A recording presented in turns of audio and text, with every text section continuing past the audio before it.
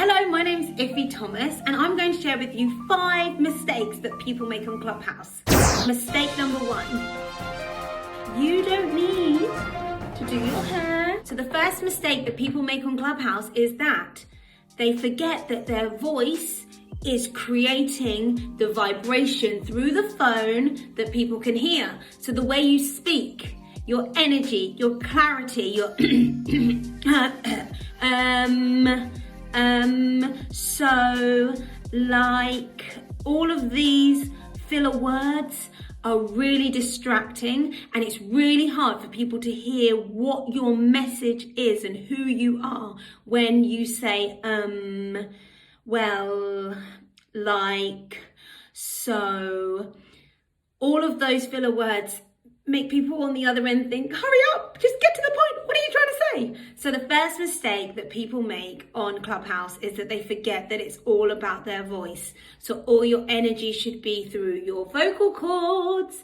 So I would say the best advice I could give to counteract that one is warm up. Make sure that the first time you speak on Clubhouse is not the first time you've spoken that day. I would start with some warm-ups, like maybe talk to your family, talk to your children, sing, do anything just to warm yourself up. Also, while you're on Clubhouse, even though it's relaxed because nobody can see you, people can just hear you, I would still really work hard to make sure that what you're conveying comes down the phone into the people's ears in a way that it excites them, energizes them, helps them to connect with you. So what I do when I'm about to speak on Clubhouse, I treat it like a speaking event. I stand up. I make sure that I'm speaking with clarity and purpose. I might even pace around. Now, some people would maybe feel dizzy pacing around. I pace around because it keeps my momentum. I want to speak with a rhythm, so it's fast and so it's easy to understand, and so there's like a beat, you could put a pulse under it. I think that's something that you can really work on. So mistake number 1, nobody can see you. Nobody's looking at you. It doesn't matter if your hair's brushed. It doesn't matter if you've got lipstick on. All that matters is how you sound. That's number 1. Mistake number 2. When I'm laughing because it's so cringy. Talking too much about you and what you do rather than getting to your question. So let me just confirm, like Clubhouse works like this. You're in a room, there is a topic of the room. Now there'll be people on the stage called the moderators and you're probably in the audience. Now if they're talking about a topic that excites you, that thrills you, maybe you're an expert in this topic, you probably want to speak and share some wisdom or comment on what other people have said, or maybe even ask a question to the audience. If that is your intention when you're in the room, what you must make sure that you don't do is get on the stage and then start reeling off your CV. Like, hi, my name's Lisa and I'm an authority on pets and canines, and I have got a BA, an MBA, a PhD. I trained at Johns Hopkins Hospital originally, but then I kind of moved over from my major to become a doctor, to actually become a vet.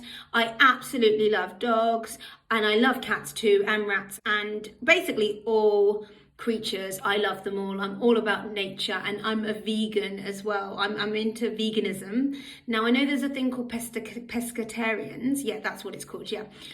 And these are people who don't eat meat, but they do eat fish. No, I'm not one of those. I'm a real vegetarian and vegan, so I don't eat any animal products or anything like that. And then what you'll hear is, have you got your question, please? And they're like, yeah, I have got my question. So my question is, but before I tell you my question, I just need to give you a little bit of backstory so that you understand where my question is coming from. No, don't do that. Really don't do that. People don't really care about your CV or your backstory. And if they do care, they will go to your bio. And your bio, people only look at that if you are talking sense. So this is your opportunity now. So all the things that you want to say about how credible you are will actually undermine you. It's better to just go straight in with some really great advice, or ask a really great question that maybe other people would want to know the answer to, and then that's it. And when you start speaking on stage, people will click through and go to your bio, which moves me on to mistake number 3. Make sure you have a bio. Make sure that if you're somebody who has so much incredible stuff to talk about and you are well-read, well-lived, you've got great business, you are able to captivate audiences and you are brilliant at what you talk about and you share and you help and you love and you're just one of those people that I probably would want to follow. If I hear you speaking and think, wow, who is this person? I want to know more. I want to follow them on Instagram. I might even want to reach out and get some training or coaching from them. Or maybe I just want to become friends on Instagram and Clubhouse. This is the kind of person I really want to spend my time with. And then I click down onto your picture and then your bio expands and it just says, hi, I'm new to Clubhouse. So then I think, okay, then I click through to your Instagram and it's private. No. Biggest mistake you can make. I'm giving you 2 here. So number 3, one of the biggest mistakes you can make on Clubhouse is 1, not having your bio up to date, and 2, which is part of this 1, is making sure that when you go through to Instagram that your account is not private, because then I can't follow you or I have to follow you and request to follow you. And by the time you accept me as your request, I've probably forgotten about you. So I would say that maybe don't do that. Don't do that. Before you speak, get your bio looking great. You can even get someone to write it for you. I got someone to write mine for me because I was waffling on and it wasn't making sense and I wanted all the nice emojis and all the little things that everyone else was doing, and I thought, oh, this is going to take forever. So I actually got somebody else to do it for me. I said, could you just write me a bio based on who I am and what I'm about, and could you make it look pretty for Clubhouse? And can you kind of follow the same format that everyone else is doing? So she did, and it's done now, and it's over with, it's done, it's there. So every time I speak, I know people can click through and read a little bit about me and then click on my Instagram and then read a bit more about me and follow me and like me and message me, and then we can start connecting. So let's move on. Mistake number 4. Make sure that you have a pleasing personality. Okay, I've had to work on this a little bit myself. Deep breaths. When you make a statement or you share some information, if somebody counteracts what you've said or questions what you've said or kind of overrides what you've said, what you do is you do not become somebody who's disagreeable. People don't like that. What you do is you say, okay, that's a very interesting way to flip it. I'm really interested in that. I'm going to think about that now. Thank you so much for sharing that idea with me. I think that's really important. And what you do is you give back positive feedback to somebody else who maybe have undermined what you said. Maybe they didn't understand you, or maybe what you said wasn't correct. The whole point is we're not all know-it-alls. We don't know everything, and sometimes we might say things that other people disagree with, but we are not disagreeable. We are agreeable, because if you're agreeable and that shows that you have strength, confidence, self-esteem, and that shows that you're the type of person who's there to listen and learn, not just give advice. That's something that I've had to really work on, because I just want to go in rooms where I know a lot about it and I want to just share. But sometimes I go into rooms where I don't know much about it and I might share my opinion, and my opinion might be slightly off base, which means somebody else says, hold on a minute, you said that you could do this. Maybe it's not that. And I go, oh, okay. Give you an example. I went into a room and I was telling somebody about this really cool thing that I am in love with. It's called OBS, and it's where you can use this software on your laptop and you can upload a video, and then that video can then stream live to Facebook and make it look like the video streaming live. And I was like sharing this with the group, telling them how cool it was. And I did that in March.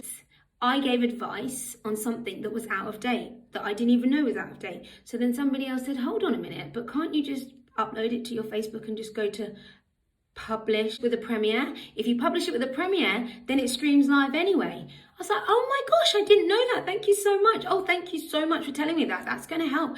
And I made it lighthearted. I made a joke, and I didn't feel embarrassed because I was like, it's an easy mistake. But what would have made it really cringe is if I go, oh, I didn't know that. Well, how am I supposed to know? I've not been on it for it. And backtrack and try and defend myself. Instead, I was like, oh gosh. Oh, okay then. Well, I'll do that next time. It's being able to laugh at yourself and not to take yourself seriously. For one of the worst mistakes to make on Clubhouse would be taking yourself too seriously and acting like you've got stick shoved up your ass. just chill out, relax, nobody's judging you, and just, share, listen, and be adaptable. Last thing, what's the fifth thing? The fifth mistake that people make on Clubhouse, which is more of a technical error, making sure that your microphone is on mute. I mean, make sure it's on mute. Check that it's on mute. The last thing you want to do is have your microphone being open and for people to be able to hear your ruffling in the background, and then you pull focus in a really negative way. So always make sure your microphone is on mute. Always make sure that when you're going to speak, you unmute yourself, but then as soon as you finish speaking, say, "I'm done speaking," and then put yourself back on mute. Yeah, I say that's the worst thing. It's the worst possible thing you could do, I think, on Clubhouse is keep your microphone unmuted, because it just annoys people. If you've been invited up to the stage, triple check that you're muted, because even if you don't know, it's so frustrating and people just want to move you down from the stage. They're like, who's that making all that noise? It's so hard to hear this conversation. Think of it like this. Somebody is saying something to you that is absolutely paramount to your success. It's a gem, or they call it a knowledge bomb. They're dropping a knowledge bomb, and in the middle of them speaking,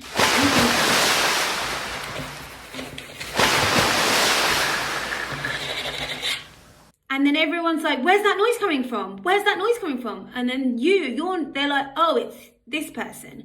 Look, it's Lisa. Lisa's got her mic off. Lisa, can you please mute your mic? And you're like,